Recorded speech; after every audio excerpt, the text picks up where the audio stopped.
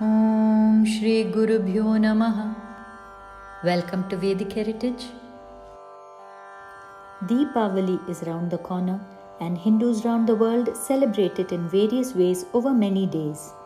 Today, let us see why Deepavali is a celebration where families get together and celebrate life. It began with the Kedara-gauri Vrata, which is also celebrated on the Amavasya Tithi of Kartika Masa, the day we observe Deepavali. If you are not familiar with this story, this episode is for you. This Kedara-gauri Vrata is first mentioned in the Skanda Purana, one of the 18 Puranas composed by Vyasa Maharshis. The Vrata is associated with a story which goes thus. Once upon a time, hordes of Shivaganas, Devas, and thousands of Rishis were worshipping Sri Shiva and Parvati Devi on Mount Kailash. At the end of the worship, one of the Rishis, Rshi Bringi, who without acknowledging or honoring Parvati Devi, did pradakshina of only Sri Shiva and turned to leave. The goddess Parvati Devi was annoyed at this insult. When she inquired about the Rishi's conduct to Sri Shiva, he explained to her that Rshi Bringi was only concerned with attaining liberation, and therefore he had chosen to ignore Parvati Devi, the provider of worldly enjoyment. And then the Rishi had circumambulated only him because it is Shiva who leads the soul towards liberation. Parvati Devi perceived this conduct as a disrespect towards her.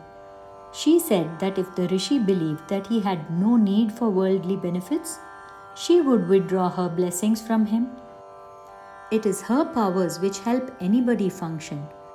And when those powers were withdrawn, Rshi Bringi collapsed to the floor. When he appealed to Sri Shiva for guidance, Shiva intervened and helped him to go forward by providing him with a spine to hold and walk. Insulted by Sri Shiva's support of the Rishi, Parvati Devi left Kailasha and went to live in a forest. There, she came across the Maharshi Gautama. She sought his counsel on how she may also be venerated alongside Sri Shiva. The knowledgeable Rishi advised her to follow the Kedara-gauri Vrata to attain the boons she desired. And in order to establish her equality to Sri Shiva, Parvati Devi undertook the Kedara-gauri Vrata for 21 days, culminating on the Amavasya Tithi of the Kartika Masa. Pleased with her penance, Sri Shiva accommodated Parvati Devi on the left half of his body, thus becoming half man, half woman, the form of Ardhanarishwara. Sri Shiva is seen on the right side of the figure while Parvati Devi is on the left side. It is not possible to pay respects to Sri Shiva without including Parvati Devi. This day when Parvati and Shiva became one is therefore celebrated in many states of Bharat. Through the observance of the Kedara-gauri Vrata, it is now referred to as Kedara-gauri Vrata, as Sri Shiva and Parvati are both worshipped together in the form of Ardhanarishwara. Originally observed as a 21-day long fast ending on the Kartika Amavasya Tithi, today most people only observe the Vrata on the Amavasya day. And since it is a powerful Vrata, all the desires of the family, be it wealth, health, education or success, can be achieved by this observance. Since this story symbolizes the family unit of husband and wife as equal partners, this Vrata is jointly observed by couples or even complete families.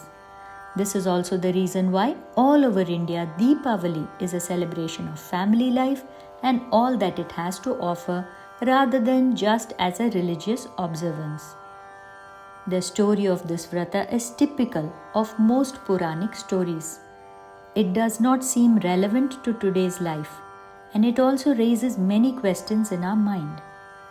Why do gods and goddesses fight like humans? Why did the Rishi ignore Parvati Devi? Was it because she was a woman? Why did Sri Shiva not support her and instead help the Rishi who insulted his wife? Why did the Devi have to pray to Sri Shiva in order to gain equal importance? If you are curious to know the answers, then join me as I explore these topics in the successive episodes.